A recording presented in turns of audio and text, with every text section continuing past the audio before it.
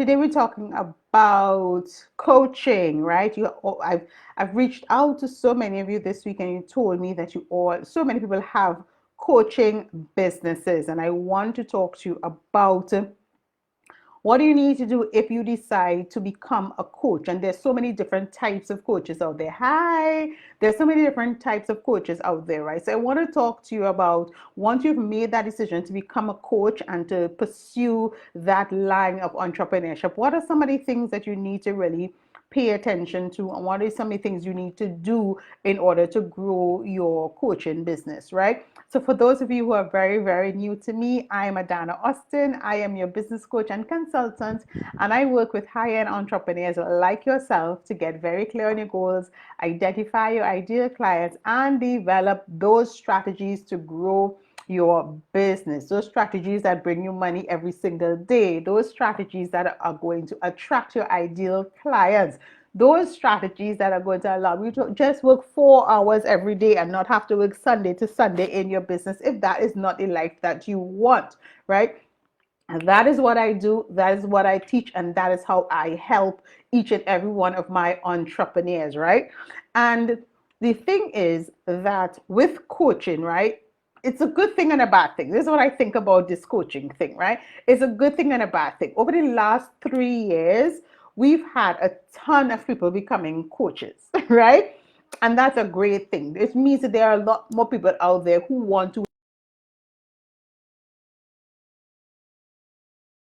That is a great thing. The other side of it for me is that I think that a lot of people don't understand what a coach is supposed to do, the difference between a coach and a consultant, and they sit in the theory of what coaching is, right? And they don't understand the business of coaching. And I think that is where there's a huge disconnect, because we have business coaches, health coaches, wellness coaches, mindset coaches, success coaches. We have everybody is a coach, right? If you're a coach, let me know. If you know a coach, tag a coach in the comments for me. Tag a coach in the comments for me so that they can ultimately hear this message, because it's a very important message. So it's great that you decided to become a coach.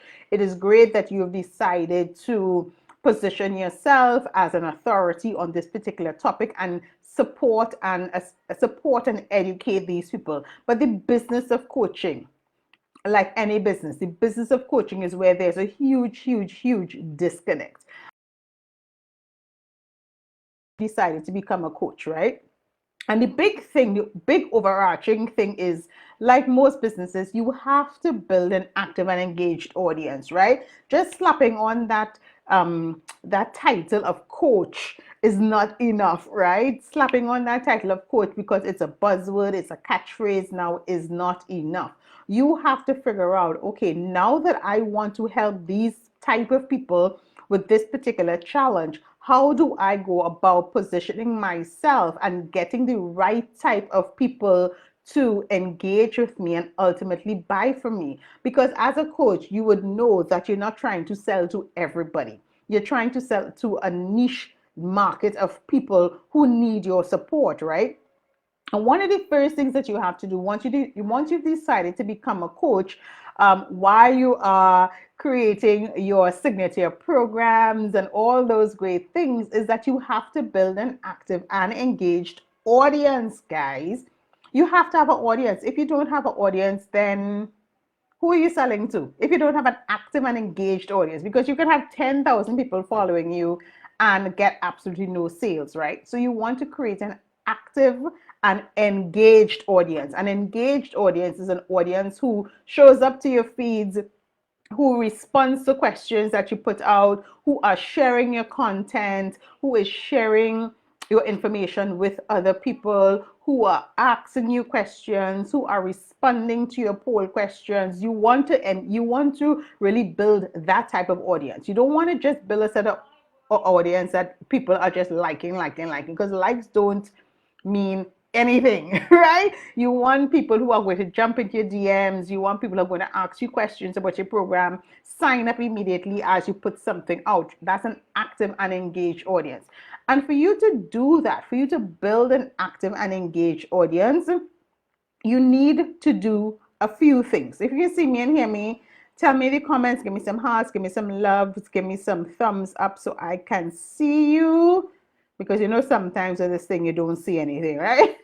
You all know how this goes, right? So you want to spend some time building that active and engaged audience. And I'm just going to give you 3 tips today of how you go about doing that.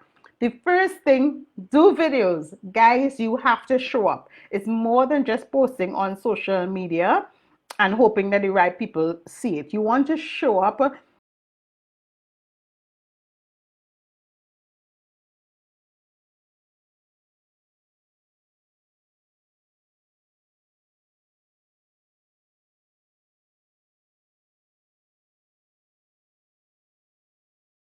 Corporate environment, or I want to work with people in Trinidad and Tobago, or I want to work with entrepreneurs who have been in business 10 years. Speak specifically to those people and for those people and say who you want to work with and why you want to work with those people. So doing videos regularly, especially if you're now starting up and you don't have an active and engaged audience, doing videos regularly where you can educate your audience, where you can share tips and tools, where you can engage with them is a great way to build an active and engaged audience. Right? It's a great way. Something on my Facebook just paused for some reason. Yeah, it's a great way for you to build an active and engaged audience. Doing videos regularly, especially if you are brand new to coaching, or even if you're not brand new and you don't have an active and engaged audience, videos. Right? Do your videos, do your stories, do your reels, do your live videos, do your live Q&As, do your, your pre-recorded even according to what your schedule is like. But the point is videos gets a lot more views on social media. So building that active and engaged audience is important for you to build your coaching business, right? Besides videos, the other thing that you can do for free if you want, or for a minimum cost, is to have some form of training. We do our webinars and our Zooms and that kind of thing. A very short training does not have to be 2 hours. It can be 45 minutes if so long at all. Just educating your audience on something and providing them with some solution. And in order for them to get this solution, they have to sign up. The reason I love that idea, doing these trainings and these webinars and that kind of thing, is because you get to flesh out who is really, really interested, right? Because if you have an audience of 500 people on your social media and you put out this training and you're regularly promoting it, that's the other thing. If you don't promote it, people are not going to come, right? But you're regularly promoting it and telling people about the benefits and how their life is going to change and who you want to talk to and whatever, and you get nobody signing up, then you need to look at the audience that is following you, right? But the people that are signing up to this free or $5 or $10 training that you are putting out, those people become your warm audience because you know that they actually are interested in this thing that you're about to talk about. Yeah. And then you can start to upsell to those. Those are your active and engaged audience members. So besides doing videos, that's one thing. The second thing that you can do is to offer some kind of training where you are teaching your audience a specific thing. You're not going to do a training where you're going to teach them 10 ways to do certain as one thing, right? You want to really pinpoint that pain point that they have and do a training that specifically speaks to that pain point and what they can do. Give them a solution that they can implement so that they can actually see the change. You don't want to do these trainings that has a lot of fluff. We know we love to see those we see a lot of those trainings, right? Not a training about fluff. A training that really, really taps into what they need. What I'm saying to you is, you have to build that active and engaged audience. So doing videos on a regular basis, doing some kind of training where you are answering a very specific question or specific struggle that they may be experiencing at this time. not fluff, where you're actually providing them with a solution, something that they can implement and see the results and see and experience changes in their lives.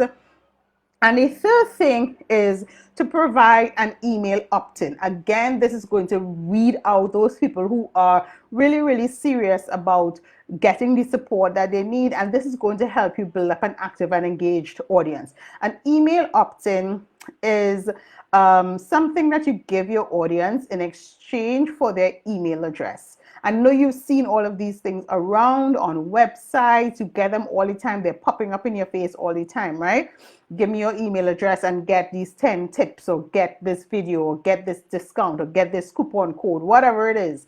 But that's something that is very, very powerful. So offer your audience something in exchange for their email list, and make sure that whatever you're offering is very valuable to them, right? Whatever you're offering, again, has to be something that is answering a particular question that they do have, a particular challenge that they do have, and you are providing the solution via emails, right? So those are three ways that you can start to build your active and engaged audience if you are a coach. Just saying that you're a coach is not enough. Just putting out arbitrary packages or these general packages or these general programs are not enough. There's so many elements of becoming a coach and creating a framework for your coaching business that would allow you to attract the right type of clients, set up your goals, and really provide that value that your clients want to get from you. It's not just about slapping on that title, guys, right? And saying, well, I am a wellness coach now, or I'm a mindset coach now, or any of these nice coaching terms that we like to call ourselves, right? Just saying you're a coach is not enough. You need to have the framework so that you can attract the right people, so that you can engage with the right people, so that you can actually create and receive money every single day in your coaching business. There's a system, there's a strategy behind that. And